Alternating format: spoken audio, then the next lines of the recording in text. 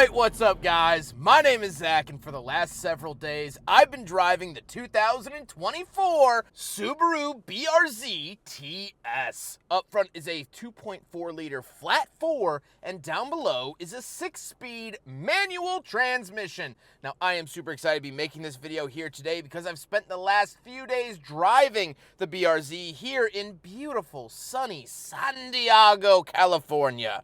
I'm out here for a Lexus Drive event as well as filming some other cars, and so I asked Subaru if I could borrow a vehicle during my time here, and they gave me this, which I have been over the moon about. And so today, I get to share with you why I absolutely adore the BRZ TS. But if you'd like to submit your own vehicle and have it reviewed here on the channel, you can head on over to my website, zackpradel.com/submit. It's a quick and easy submission form. It takes under a minute to fill out, and I come out to you. And if you'd like to see all my videos weeks or sometimes months in advance, you can head on over to my Patreon for only $5 a month. But let's get back to that 2.4 liter flat 4 under the hood. Well, it's good for 228 horsepower, which is absolutely perfect. It's enough horsepower to have fun, but not too much to get into trouble. You can row it out in almost every gear, and you're going to be okay. The car does not break traction unless you beg it to. And this is a huge upgrade over the 2 liter from the first generation. Way better. Night and day difference. And so that is part of what makes this car so lovely, but not the only part.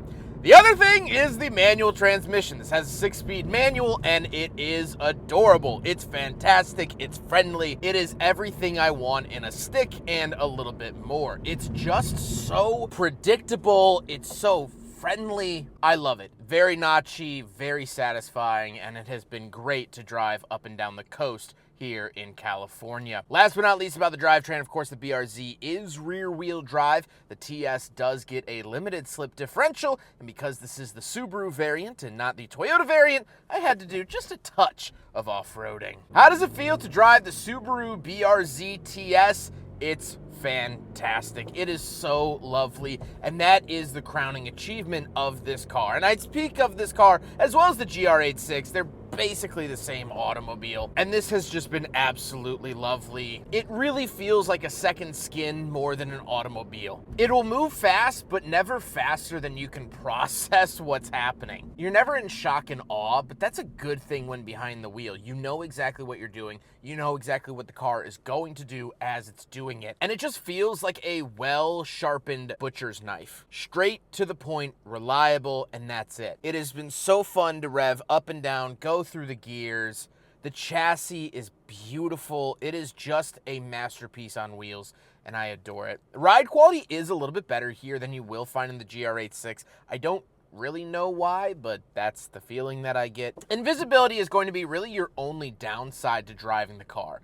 It is a low-slung coupe, so you are going to have, well, low-slung coupe things. But other than that, it's great. And we have some good scenery to play with here today. With that stuff out of the way, let's talk about the interior. Well, in front of me, I have a completely digital gauge cluster. So I can modify a few things around here, get some different information, and it's fine enough. This of the car does feel a little bit lacking or just a little bit behind the times, but this is a driver's car, and so it's not trying to be this high-tech automobile. It's just trying to give you some info, and it does that. Now, it does say STI in the gauges for the TS. Trim level, I don't love this because this isn't really a true STI BRZ, so this feels like it's kind of almost teasing you with an STI.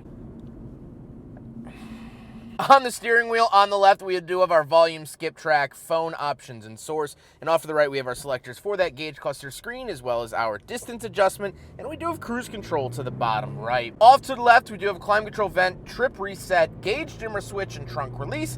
And moving on to the door, we have our power mirrors, power locks, and power windows. Moving into the center, we get 2 climate control vents with the hazard switch. We get our infotainment system. This does have Apple CarPlay and Android Auto. However, they are wired, which is pretty annoying, especially this day and age. It's not the worst thing in the world, but also not my favorite. And the backup camera is okay. Again, not a very tech-heavy car, and I think I'd rather keep it that way, but if backup cameras are very important to you, this might not be the car for you. Off to the left, we do have buttons for like home, phone, and apps. And off to the right, we have radio and skip track. Pretty standard stuff there. Then moving down, we do have the STI start stop button. We have our climate controls, which is a dual zone climate control car. Why you need that in a cabin that's about 3 cubic feet, I don't know, but you do get that. So nice little feature there. Then we have our AC, defrost mode, and things like that found down below. We do get the shifter in the center. Absolutely love the shifter. Like I said, feels very confident, operates very well, and it's just such a standout piece of this car. We have our traction control off and our track mode, which will also turn traction control off and change the gauge cluster to be more linear. And then we have cup holders that open up. We know that these failed a big friggin' bottle test. However, the door card of the BRZ TS will accept a bottle, and it has a bottle icon on it. So that gets a pass for the big friggin' bottle test. Now, we do have USBs in here as well, and they are USB-A. Now, I went on Amazon and I bought a 3-pack of these little adapters to adapt it to USB-C. Not too hard to do, but a little behind the times for sure. The seats are comfortable. I have spent many a time, many an hour in the BRZ TS seats, and I have found them to be good. I'm a big guy. I fit in here pretty well. No issues there. And even on long-haul trips, this isn't the longest haul I've done. I've also driven one from Chicago to Indianapolis. I've spent hours and hours and hours in the seats of BRZs and GR86s, and I've never felt uncomfortable. I've never had back problems or anything of the sort. Now, we do have back seats, and I have shoved myself into enough back seats in my time that I'm not going to do it here today. The back seats are not very usable, and when I say not very usable, they're pretty unusable just in general. However, it's nice to have them for 2 reasons. First of all, if you need them, you can use them. But second of all, it allows the driver's seat to actually recline. This is a huge benefit over the Mazda MX-5 Miata, is that you can't recline those seats more than an inch. These you can actually lay down, and that, if you're on a long road trip, you need to pull off, you're starting to yawn, you're starting to, kind of head nod a little bit, pull off and take a nap. You can do that more comfortably in a car like this as opposed to the Miata. We also do have the trunk. Obviously, the trunk was perfect for my backpack and carry-on luggage. Not much more beyond that, but it does work for that. It's fine enough. I got some groceries on the trip. It worked. My filming equipment fit in there. My clothes fit in there.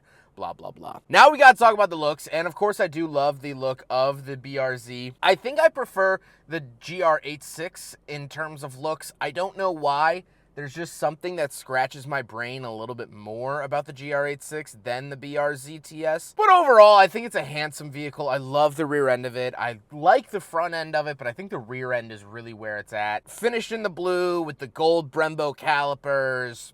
I think it's a pretty gosh darn good looking car. With all of that being said, let's get on to my final thoughts. What do I think driving yet another Subaru BRZ or GR86, whatever you want to call it? Well, I have loved every single second behind the wheel of this car. Now, I've done a lot in this car in the last couple of days. I drove it up to LA from San Diego and then back to San Diego. It's been valeted 10 times. It's been parked and driven hard and up and down the coast, sucking in sea air, all of that. I love this car with my entire heart, and I have always said to people, if I needed a daily, which I currently don't, but if I ever did, this is the top of the list. It does everything I want it to do. It's an absolute blast and a half to drive. It's stick shift. It looks great. In the modern market, they're pretty gosh darn affordable. And it's just such a lovely experience. And so as of now,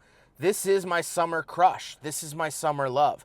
I don't get to drive a BRZ or GR86 every day. I don't own one. But when I do, it's this special moment.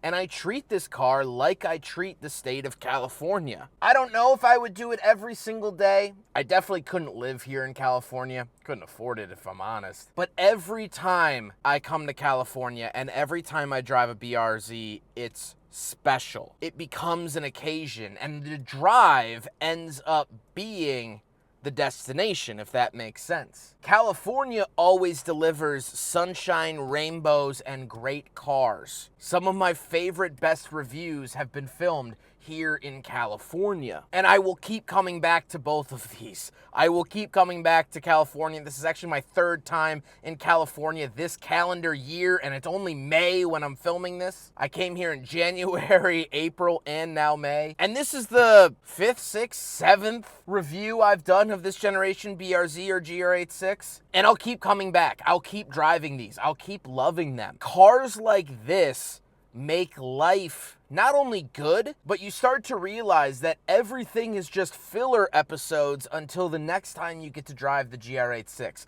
I'm gonna drop this car off at the San Diego airport here in a little bit. I'm gonna fly home.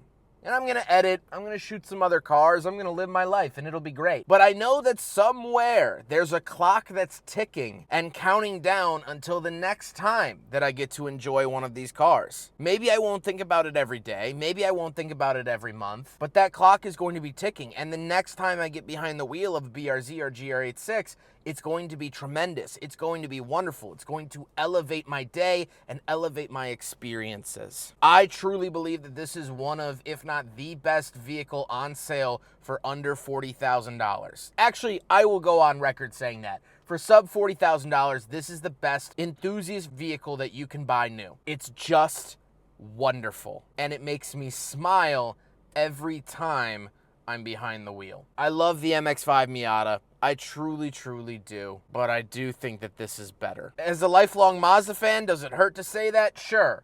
But it's the truth, and you guys deserve to know it. I hope you guys enjoyed the video. Huge thank you to Subaru for letting me borrow their BRZ during my time here in San Diego, California. Huge thank you to Navs for the delivery at the airport. They pulled up curbside. I hopped in and peeled out. And by peeled out, I mean I stalled it in front of a giant group of tourists waiting for their shuttle. So that was super fun. But huge thank you to the delivery team and, of course, Subaru. But I hope you guys enjoyed the video. Don't forget to rate the video, comment on the video, and subscribe if you really liked it. Take care, guys.